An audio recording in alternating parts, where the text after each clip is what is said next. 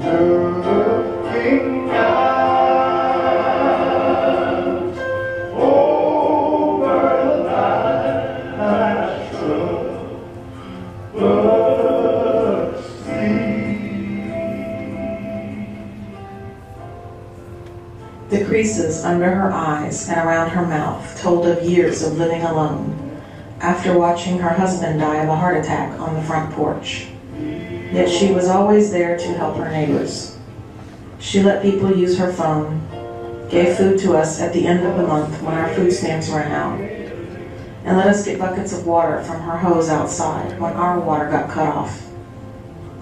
Once a week, her grandson, Junior, brought her groceries and a big can of stuff. She always forgot where he put it, and when I came over, she would ask me to go to the store and get her some more.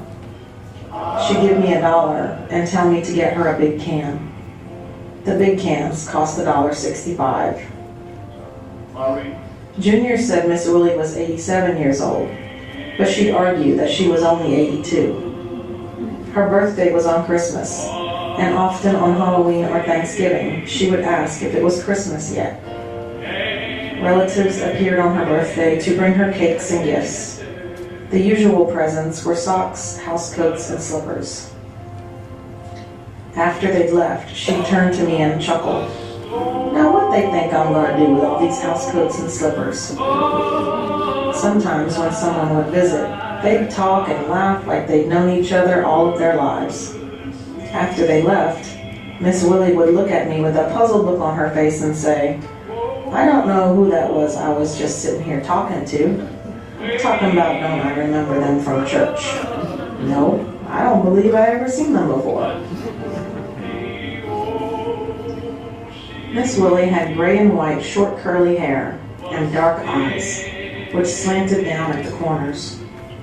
When she laughed, her eyes sparkled and the drooping corners lifted, creating more wrinkles. Her voice was low and scratchy, and she often had to repeat things a couple of times before the other person could understand what she was saying. She spoke in choppy sentences, which sounded like it took all the breath she had in her just to get them out. Her body was thin and frail, and she didn't walk. She shuffled, slowly sliding her slippers along the creaky wooden floors in her house. Sometimes I would ask Miss Willie if I could come over and watch TV because I was tired of arguing with my mom, or I was just bored. When I was hungry and I knew Miss Willie had food, I'd go over and offer to cook for her in hopes of eating with her. She didn't seem to mind having the company, especially late at night.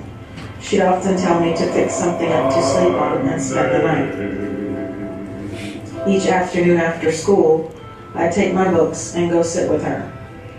Sometimes she would let me make us both sandwiches, and if she was in a really good mood, she would let me have a can of Coke. Her prized possessions, which she hid when Junior brought her groceries. In the summer, we'd sit on her porch, wiping sweat off our faces, and once in a while she'd get a flashback of some event in her life, and suddenly turn to me and ask, where'd them children go that was in the yard? Or, where'd that baby go you was holding? I would try to tell her that I was not holding a baby, and there were not any children in the yard. But Miss Willie would get frustrated and mumble to herself about how crazy folks was and how they didn't know what they was talking about. Sometimes she would make her way down the street, saying she was going looking for the mailman, or that she was going to buy a can of snuff. But she'd always find her way back before it got dark. One evening, I found her door open and all the lights off. I called her grandson, and he came over immediately. He called friends and relatives to find out if someone had picked her up. He drove around the neighborhood looking for her. He called hospitals and eventually was told that a lady fitting that description, who said her name was Bertha, had been picked up by an ambulance near some railroad tracks. She had fallen and could not remember who she was or where she lived. Sure enough, it turned out to be Miss Willie. Junior said he knew it would come to this sooner or later. He had not wanted to put her in a nursing home, so he had let her stay in her house. But now he could see it was too dangerous for her to stay alone. The next day, he came and closed up Miss Willie's house and took her to stay with him and his family. A few times after that, I went and sat on her porch to do my homework. But it just didn't feel right knowing there was no one there.